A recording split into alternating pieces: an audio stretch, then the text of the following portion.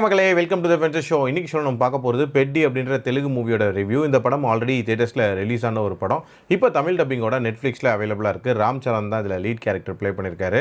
இந்த படம் ஒரு மாஸ் கலந்த ஒரு மசாலா ஸ்போர்ட்ஸ் ட்ராமா அப்படின்னே சொல்லலாம். 2016 ஒலிம்பிக்ஸில் வெறும் இந்தியா வந்து 2 பதக்கங்கள் தான் வின் பண்ணுது. இதனால் பயங்கரமான ப்ரெஷருக்கு அதில் இருக்கக்கூடிய அஃபிஷியல்ஸ் உள்ளாகிறாங்க. அதில் இருக்கக்கூடிய ஒரு அஃபிஷியல் வந்து ஒரு மீட் ஒன்று ஆந்திராவில் நடக்குது, அதை பார்க்க போகிறாரு. அந்த டைமில் நிறைய நபர்கள், அதாவது வெரைட்டியாக ஸ்போர்ட்ஸ் ஆடுறவங்க வந்து தங்களோட ரோல் மாடலாக வந்து பெட்டி அப்படின்னு ஒருத்தரை தான் வந்து நினைக்கிறாங்க.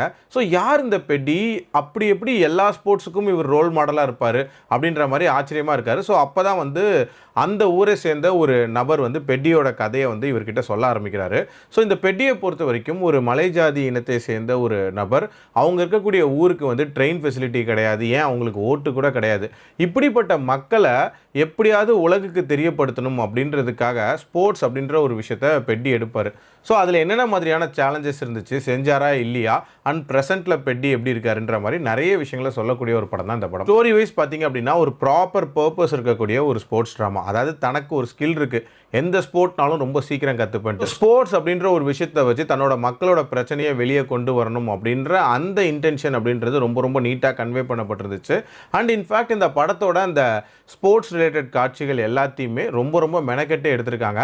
அண்டு ரொம்ப ஃபிசிக்கலி டிமாண்டிங்கான ஒரு ரோல், அதை ரொம்ப நீட்டாக ராம் சரண் பண்ணியிருக்காரு அப்படின்னே சொல்லலாம். இதெல்லாம் ஓகே தான். இப்படிப்பட்ட ஒரு பர்பஸ்ஃபுல் படத்தை இவங்க ப்ரெசென்ட் பண்ண விதம் இருக்குல்ல, அந்த மாஸ் கமர்ஷியல் அப்படின்ற ஒரு மோடில் ப்ரெசென்ட் பண்ணியிருந்தாங்க. அது இந்த படத்தோட கூரையே கெடுத்துருச்சு அப்படின்னே சொல்லலாம். ஹீரோக்கு தேவையில்லாத மாஸ் பில்டப்பு, அதை விட தேவையில்லாத ரொமான்ஸ் போர்ஷனு அண்ட் தேவையில்லாத ஸ்டன்ட் சீக்வன்சஸ் இப்படின்ட்டு கண்ட மேரிக்கு கமர்ஷியல் எலிமெண்ட்ஸை தூவி வச்சுருந்தாங்க. இதில் சம்மந்தமே இல்லாத டைமிங்கில் ஐட்டம் சாங்லாம் வேற உள்ளே புகுத்திருந்தாங்க அப்படின்னே சொல்லலாம். சரி, இதெல்லாம் வழக்கமாக கமர்ஷியல் படங்களில் இருக்கிறது தானே அப்படின்னு நீங்கள் யோசிக்கலாம்.